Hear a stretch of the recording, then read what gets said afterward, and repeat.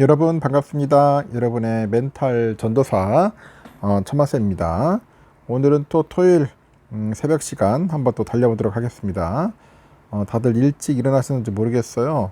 저도 좀 일찍 일어났는데 요즘 기관지가 상당히 안 좋은 것 같아요. 그래서 목소리가 영 시원찮습니다. 여러분 양해 부탁드릴게요. 요즘은 보니까 이게 사람들이 성장하는 속도가 굉장히 빨라요. 그 무섭게 성장하는 사람들의 그 특징에 대해서 한번 짤막하게 한번 전달해 줄게요. 첫 번째, 고민은 짧게 하고 행동은 빠르게 하자. 고민은 짧게 하라는 거죠. 무언가를 이루지 못하는 진짜 이유는 잘못된 일을 했기 때문이 아니라 신중해야 한다는 그 이유로 행동하는 거를 미루었기 때문이다. 미뤘기 때문에 그렇다는 것 같아요. 그래서 하여튼 행동은 좀 빠르게 하라는 겁니다. 두 번째는 모든 것을 기록을 하는 거예요. 기록을 하자. 행동을 기록하는 것만으로도 그 행동을 더 좋게 변화를 시킵니다. 체중을 기록하면은 이 다이어트 효과가 있어요. 그 운동 시간을 기록을 하면은 더 운동을 열심히 하는 거야. 이러면 그렇지 않나요? 그래서 체중 뺄 때는 계속 거울 재는 거야, 저울에. 그 몸무게 있잖아, 체중계 올라가가지고 계속 체크하다 보면은 사람이 의식적으로 덜 먹고 더 열심히 이제 운동을 할 수밖에 없는 겁니다. 세 번째는 일상이 무너지지 않는다는 거죠. 이 무섭게 성장하는 사람들은 다음 세 가지를 반드시 지켜야 돼. 첫 번째, 기상 시간. 아침 일찍 일어나는 게였죠. 정해진 시간. 그리고 일하는 시간과 취침 시간은 반드시 지키자. 네 번째는 그 디테일을 놓치면 안 됩니다. 이 사소한 일을 하찮게 여기는 사람은 결코 큰 일을 이룰 수 없어요. 아무리 작은 일이라도 꼼꼼하게 처리해야 사람들한테 믿음을 주고 그들을 내 편으로 만들 수 있다는 겁니다. 누구에게나 하루 24시간은 똑같이 주어집니다. 하지만 그 정치되어 있는 사람들은 그 24시간을 기분대로 써버리고 성장하는 사람들은 그 24시간을 자신이 정한 대로 사용한다는 것을 꼭 기억을 하셨으면 좋겠습니다. 알겠죠? 24시간 상당히 중요해요. 나중에 여러분들도 아시겠지만은 진짜 시간이 소중하다는 것을 아주 뼈저리게 느낄 겁니다. 저도 뭐 돈보다는 시간이 더 중요하다고 생각하는 사람이기 때문에 그렇고요. 그러면 또 다양한 이야기들 한번 해볼게요. 삼성과 또 관련된 기업들. 지금 보니까 8월 스마트폰 판매량 기준이 2등이다. 누가 2등이냐? 콧대 높은 애플이 샤오미한테 당했답니다. 애플이 샤오미한테 당했어. 지난달 전 세계 스마트폰 시장에서 샤오미가 애플을 제끼고 2등으로 올라섰답니다. 제가 보니까 애플이 2등이 아니라 샤오미가 2등이네요. 샤오미가.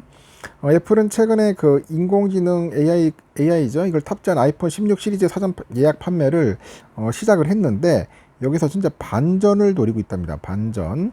하지만 샤오미를 비롯한 중국 업체들 그리고 삼성전자 갤럭시 그 약진이 두드러지다 보니까 이 스마트폰 시장에서 경쟁은 상당히 이제 격화되고 있어요.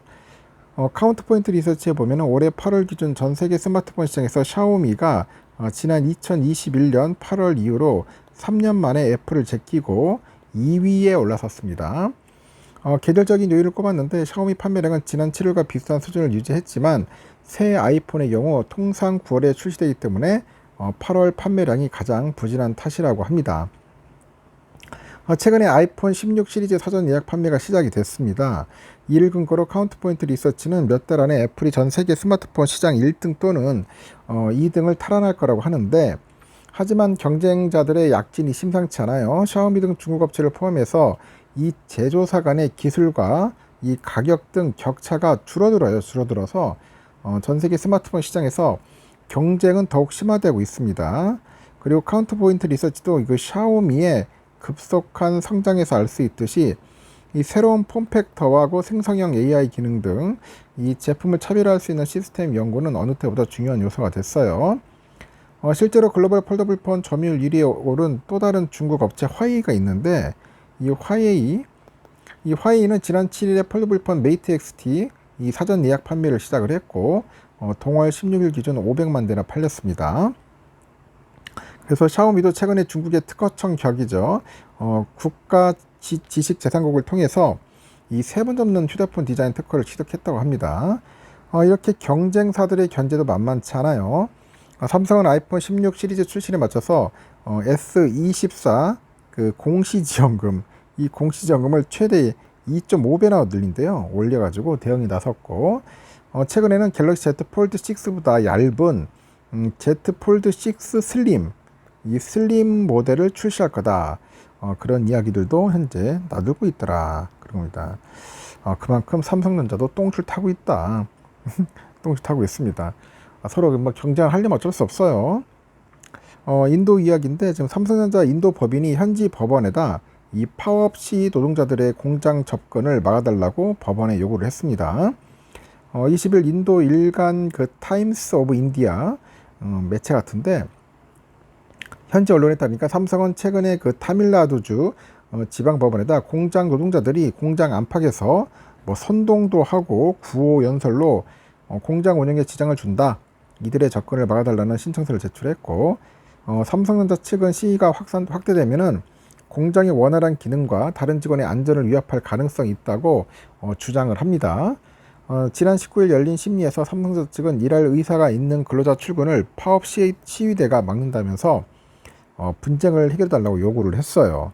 이 반면 파업에 참여한 노동자 측은 삼성전자 경영진이 노동자의 요구를 들어주지 않아서 이런 일이 벌어졌다고 반박을 하죠. 이에 따라서 그 사라바나 쿠마르 판사가 노사가 빨리 합의해야 한다 촉구합니다. 로이터에서는 삼성이 이날 파업 중인 일부 노동자한테 이메일을 보내가지고 불법 파업에 가담한 만큼 시위 기간에는 무노동, 무임금 원칙에 따라 임금을 받을 수 없다 통보했고, 또 나흘 안에 업무에 복귀하지 않으면 해고해서는 안 되는 이유를 설명해야 한다, 이렇게 경고했다고 합니다. 삼성전자 측은 관련 법률과 규정에 근거한 정책을 근로자한테 알리고 즉시 업무에 복귀하라고 촉구한 것이다. 그리고 근로자의 안전과 복지를 최우선으로 생각하면서 이 문제를 해결하기 위해서 최선을 다하고 있다고 밝혔다고 합니다. 일단은 그 타밀나두주 인근의 삼성전자 그 스리페름 부드루 가정 공장에서요, 그 일하는 현지 노동자 수백 명이 지난 9일부터 노동조합 인정과 이 근로시간 개선, 임금 인상 등을 요구해가지고 파업을 시작을 한 거예요. 이들은 출근하지 않은 채 공장 인근에 막 천막을 칩니다. 천막 치고 시위를 벌이는 거지. 삼성전자에 따르면 냉장고, 세탁기 등을 생산하는 공장은 연간 120억 달러에 달하는 삼성전자 인도 매출의 19%를 담당을 해요. 현지 언론은 이번 파업이 삼성전자 생산량을 6년 사이에 한 3배 정도 늘리겠다. 그래서 나렌드라 모디 인도 총리의 그 메이크 인 인디아 정책에 그림자를 들이운다고 먼저 전달을 했다고 합니다. 참 인도도 지금 상태가 안 좋나 봅니다. 그만큼 치열한 것 같아요. 팍 터지는 것 같습니다. 상당히 힘들고, 하이닉스하고 삼성과 그 마이크론이 시장에 공급하고 있는 이 HBM의 영업이익률이 50%를 상회할 수 있다는 전망이 나왔는데, 시장 일각에서는 HBM 공급 과잉 우려가 제기되고 있잖아요. HBM의 높은 수익성이 HBM 제조업체 이익을 끌어올릴 거라는 분석입니다.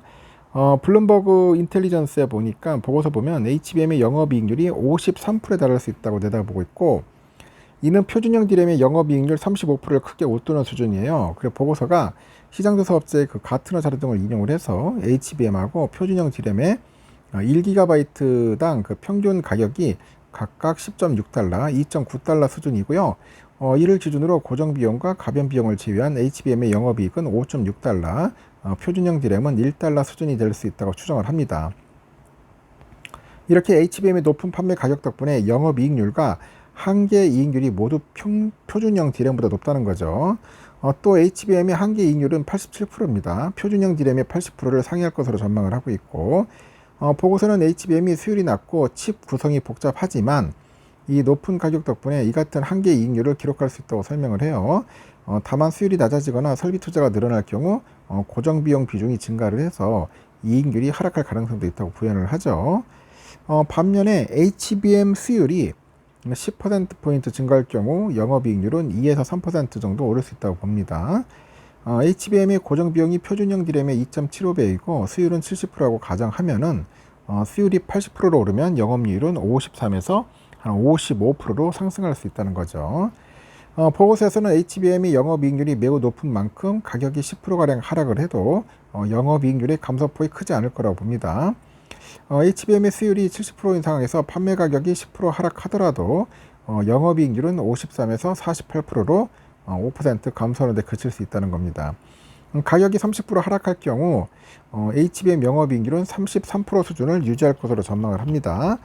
그래서 BI는 수율 개선이 가격 하락의 영향을 일부 흡수할 수 있어서 HBM은 가격이 10에서 한 20% 하락을 해도 수익성에는 큰 문제가 없을 거라고 합니다. 그래서 HBM 가격이 절반 수준까지 떨어지더라도 여전히 수익을 낼 수 있다는 그런 평가도 덧붙인 것 같습니다.